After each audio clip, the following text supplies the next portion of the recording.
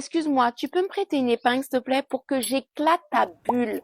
Tu n'as même pas remarqué que ces dernières années, ce sont plus d'une centaine de médecins qui ont été assassinés parce qu'ils préféraient utiliser les plantes que les médicaments poisons. Ah bon, t'avais pas remarqué? Eh ben, installe-toi que j'éclate ta bulle. Générique.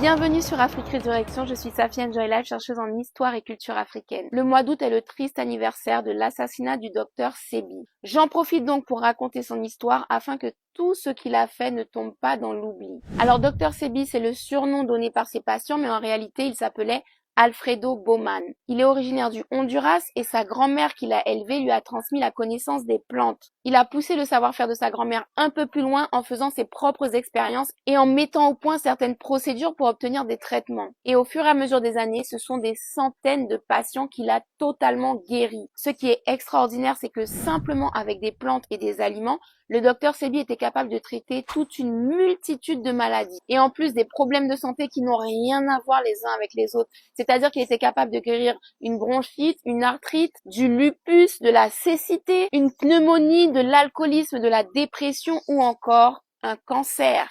Ce que le docteur Sebi a réussi à mettre en évidence au fur et à mesure de ses traitements, c'est que la cause principale d'un grand nombre de maladies, c'est le mucus.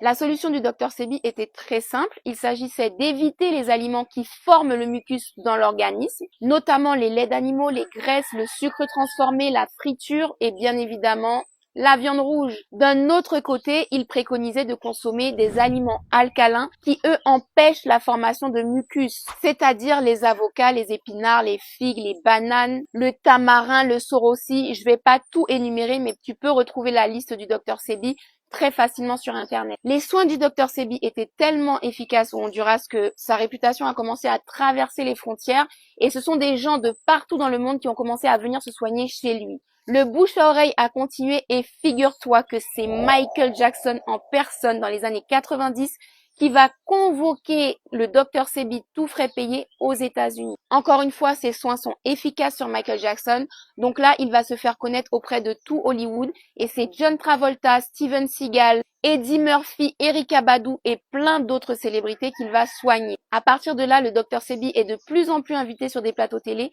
et sa célébrité commence à sérieusement inquiéter l'industrie pharmaceutique. Effectivement, les traitements du docteur Sebi ne coûtent quasiment rien. Il s'agit juste de manger sainement, de consommer des plantes qu'on peut ramasser dans n'importe quel jardin et de boire beaucoup d'eau. Et pour l'industrie pharmaceutique, si les gens sont moins malades ou si lorsqu'ils sont malades, ils préfèrent utiliser des plantes que les médicaments qui coûtent très cher, ça devient un problème financier. Du coup, les laboratoires pharmaceutiques attaquent en justice le docteur Sebi sous prétexte qu'il exerce aux États-Unis sans licence. Sauf que le docteur Sebi et ses avocats réussissent à prouver que ces traitements sont efficaces. Ce sont plus de 70 patients qui vont venir témoigner à la barre, dont beaucoup de célébrités, pour dire que les traitements du docteur Sebi leur ont réussi.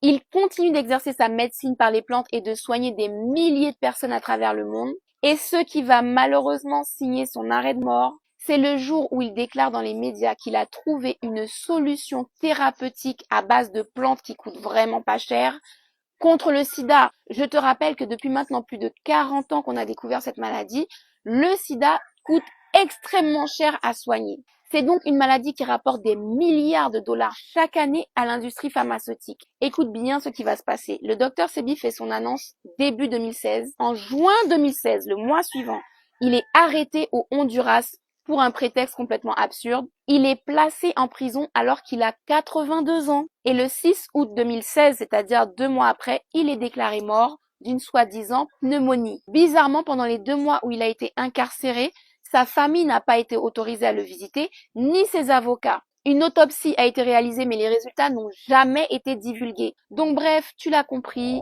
le docteur Sebi est mort très étrangement entre les mains des autorités du Honduras.